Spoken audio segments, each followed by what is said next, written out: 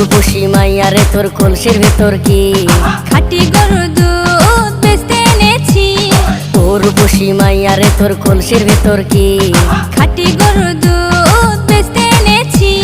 দে না একটু খাই, দামটা আগে চাই, আর দে না একটু খাই। দামটা আগে চাই। তোদের মতো ভিড় খাওয়াদের চেনে রেখেছি।